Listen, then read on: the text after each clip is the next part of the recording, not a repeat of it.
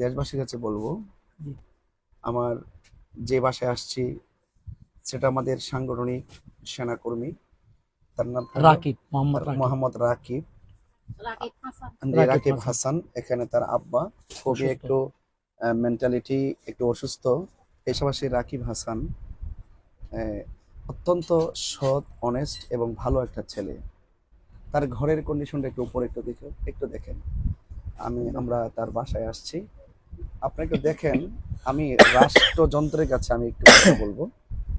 রাষ্ট্রযন্ত্রের কাছে আমার কথা হলো, দেখেন, মানুষ যখন জুলুমের শিকার হয়, কেউ যখন জুলুম করে, সেই মজলুম যখন আর্তনাদ করে, কোনো ধরনের ফরিয়াদ করে, একটু বড় করে বলতে পারবেন সেটা ভাই? কিন্তু কবুল হয়ে যাবে।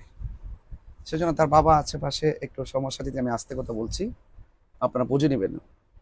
তো রাকিব হাসান আমাদের, এখন সে এই যে একটা হত্যাকারী রহিসউদ্দিনকে নির্মমভাবে হত্যা যারা করছে তাদের প্রতিবাদ জানাতে গেছিল। এটা তার নাগরিক হিসাবে রাইট এবং যৌক্তিক। সেখান থেকে তাকে অন্যায়ভাবে সেখান থেকে তুলে নিয়ে তাদেরকে মিথ্যা মামলায় ফাঁসিয়ে দেওয়া, তাহলে দেশের বৈষম্য আর দূর হলো কোথায়? কামা তাদিন দান, যেমন কর্ম তেমন ফল। আমি অনুরোধ করব, ওই মজলুমের আর্তচিৎকারের হাক আপনাদের কানে পৌঁছা কিংবা হৃদয়ে টাচ করার আগে আপনারা আমাদের যে সেনাকর্মী 22 জন কর্মীকে আপনারা অনর্থক মামলা দিয়ে জেলের মধ্যে রাখছেন, অনতি বিলম্বে তাদেরকে মুক্তি দিন। ভাইজান, এবং রাকিবের এই বিষয়টা একটু বলেন, যাতে রাকিবের ইনকাম দিয়ে ওর বাবার চিকিৎসা এবং পরিবার না, চলে। না, এইটা তো ঘরটা দেখাইলাম হ্যাঁ। যে রাকিবই একমাত্র ছেলে যার ইনকাম দিয়ে, তার বাবা কিন্তু অসুস্থ, তার সংসারটা চলে। তো চিকিৎসা টাকা, পরিবারের টাকা কিভাবে চলে? আপনারা এই সমস্ত নিরীহ মানুষদের উপরে যে জুলুম, যারা অত্যাচার করে, যারা বিভিন্ন ধরনের দেশের জন্য ক্ষতির কারণ, আপনারা তাদের বিরুদ্ধে আইন প্রয়োগ করেন। কিন্তু এই যে অনর্থক যে আমাদের ছেলেগুলো নিয়েছে, বিশেষ করে রাকিব, এগুলো কিন্তু খুবই দুঃখজনক এবং রাষ্ট্রের ভাবমূর্তিকে কিন্তু ক্ষুণ্ণ করে।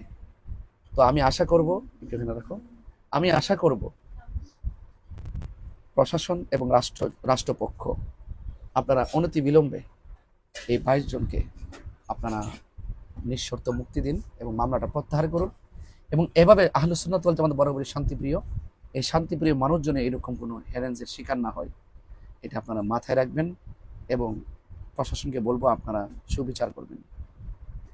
আমার কিছু বলার থাকলে একটু বলুন। না, আলহামদুলিল্লাহ, আমার কিছু বলার নাই। আসলে আমাদের আল্লামা তাহিরি ভাই বলেছেন, যিনি এই পরিবার সম্পর্কে এবং আমাদের রাকিব সম্পর্কে একজন সেনাকর্মী ছিলেন, অত্যন্ত অসহায়, সহজ সরল একটি ছেলে, যার ইনকাম নিয়ে এর পরিবার চলে।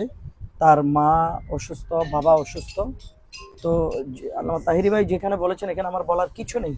মেহেরবানি করে ওনার আলোচনাগুলি, ওনার কথাগুলি প্রশাসন একটু গভীর মনোযোগ সহকারে দৃষ্টিপাত করবেন, ওরা বিবেচনা করবেন, এটুকু আমার বলার, আর কিছু নেই। কারণ দেখতেই তো পাচ্ছেন, উনি নিজেও দেখাইল।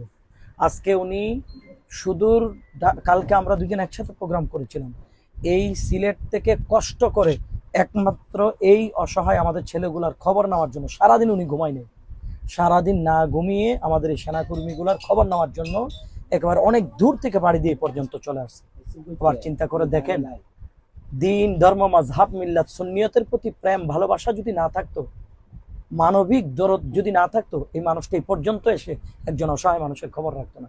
আশা করি এটা বিবেচনা করবেন। আসসালামু আলাইকুম।